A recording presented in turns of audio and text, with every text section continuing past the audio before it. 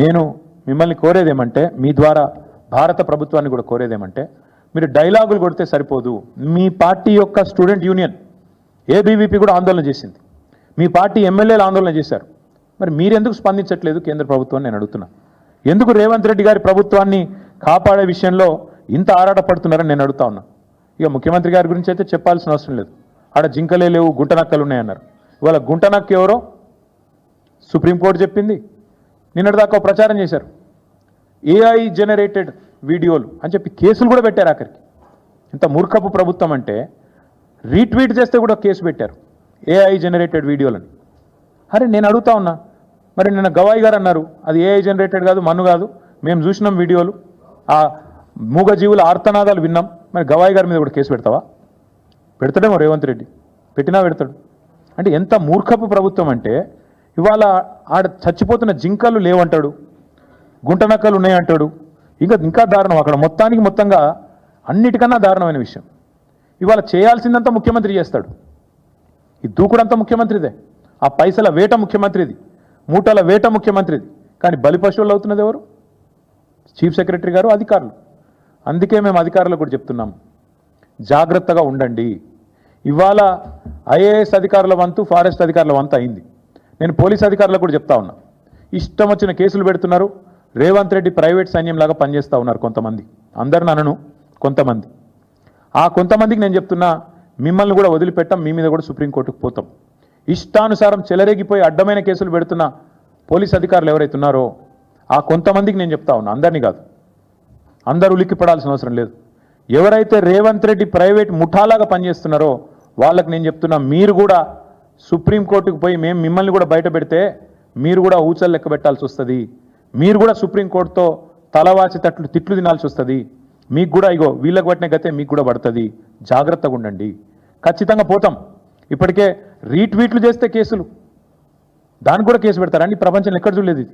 అంటే ఇంత మూర్ఖంగా మరి ఈ ప్రభుత్వం చేస్తున్న వ్యవహారాన్ని ఇవాళ సుప్రీంకోర్టు ఏదైతే ఎండగట్టిందో వారికి అభినందనలు తెలియజేస్తూ మరి మేము కూడా ఎదురు చూస్తాం. ఇవాళ 17వ తారీఖు నెలాఖరు దాకా చూస్తాం.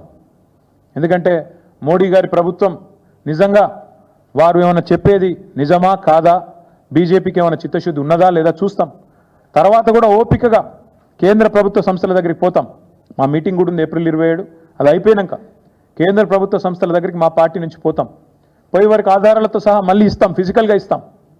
అప్పుడు కూడా స్పందించకపోతే ప్రజాక్షేత్రంలో బీజేపీని కూడా తప్పకుండా ఎండగడతాం. మీకు చిత్తశుద్ధి లేదు, రేవంత్ రెడ్డి ప్రభుత్వాన్ని కాపాడుతున్నదే మీరు అని చెప్పాల్సి వస్తుంది. 1996లో ఇచ్చిన సుప్రీంకోర్టు తీర్పు నిన్న కూడా జస్టిస్ గవాయి కోట్ చేశారు. సుప్రీంకోర్టు తీర్పు చాలా స్పష్టంగా ఉంది. మేము ఇదివరకు కూడా చెప్పాం, మళ్ళీ చెప్తున్నాం. ఏదైతే ఓనర్షిప్తో నిమిత్తం లేకుండా ఫారెస్ట్ క్యారెక్టరిస్టిక్ ఉంటే అది ఫారెస్ట్ ల్యాండే అని చెప్పిన తీర్పు ఏదైతే ఉందో దాన్ని కూడా తుంగలో దొక్కింది రాష్ట్ర ప్రభుత్వం. అందుకే మేమనేది ఈ ఆర్థిక దోపిడీ, ఈ పర్యావరణం మీద జరిగిన అరాచక దాడి, వీటన్నిటి విషయంలో ఖచ్చితంగా నరేంద్ర మోడీ గారు స్పందించాలి. స్పందించకపోతే మీకు కూడా ఇందులో కొంత పాపంలో వాటా ఉన్నది అని అనుకోక తప్పదు. చివరిగా నేను మళ్ళొకసారి అడుగుతా ఉన్నా, మళ్ళీ రాష్ట్ర ప్రభుత్వాన్ని అడుగుతున్నా. మేమేమే బెబ్బెబ్బే కాదు, ఎవరినో అడ్డం పెట్టుకొని శిఖండి రాజకీయం చేయడం కాదు. చిత్తశుద్ధి ఉంటే ముఖ్యమంత్రి రేవంత్ రెడ్డి బయటికి రావాలా. ఫార్ములా ఈ కేసులో నా మీద ఏదో అడ్డమైన ఆరోపణలు చేస్తే నేను చెప్పిన, నేను విధానపరమైన నిర్ణయం మంత్రిగా తీసుకున్నానని చెప్పిన, అధికారులను బలిపశువుని చేయలే. ఐఏఎస్ అధికారులను వాళ్ళను వీళ్ళను ముంగట దోసేసి నేను వెనకకు తప్పుకోలే. ఎస్, ఏమైనా ఆ విధానపరమైన నిర్ణయం విషయంలో మీకేమైనా అభ్యంతరం ఉంటే దానికి బాధ్యత నేను తీసుకుంటా అని చెప్పి ఇప్పుడు కూడా చెప్తున్నా. రాజకీయం అంటే అట్లా చేయాలి, అంతేగాని మంచి జరిగితే నాది, చెడు జరిగితే అధికారులది అని ముందు పెట్టి వాళ్ళని బలిపశువులను చేసే కుసంస్కారం మా పార్టీకి లేదు. ఇవాళ నేను రేవంత్ రెడ్డిని అడుగుతా ఉన్నా, నువ్వు చెప్పు, బయటికి రా. ఇప్పటిదాకా నోరు విప్పలే. 400 ఎకరాల భూమిని, నీది కాని భూమిని టీజీఐఏసీ తాకట్టు పెట్టి 10,000 కోట్ల అప్పు తీసుకోవడం తప్పు కాదా? నంబర్ 1. యాజమాన్య హక్కులు లేకుండా ఆర్థిక సంస్థలను, బ్యాంకులను మోసం చేయడం నేరం కాదా? నేను అడుగుతా ఉన్నా. ఆర్థిక సంస్థలను మోసం చేసిన ముఖ్యమంత్రిని, టీజీఐఏసీ సంస్థను విచారించకపోతే మోడీ గారి తప్పు కాదా? కేంద్ర ప్రభుత్వ తప్పు కాదా? సెంట్రల్ ఎంపవర్డ్ కమిటీ రిపోర్ట్ ఇంత స్పష్టంగా ఉన్న తర్వాత కూడా కేంద్ర ప్రభుత్వం యాక్ట్ చేయకపోతే కేంద్ర ప్రభుత్వం కూడా ఇందులో కంప్లిసిట్ కాదా? ఇందులో వారికి కూడా వాటా ఉందని అనుకోవడం తప్పవుతుందా? హడావుడిగా కుట్రపూరితంగా 170 కోట్ల రూపాయలను లోన్లు తీసుకొని రావడం కోసం ఒక బ్రోకర్ సంస్థకు అప్పచెప్పడం, కమిషన్ ఇవ్వడం ప్రజాధనాన్ని దుర్వినియోగం చేయడం కాదా?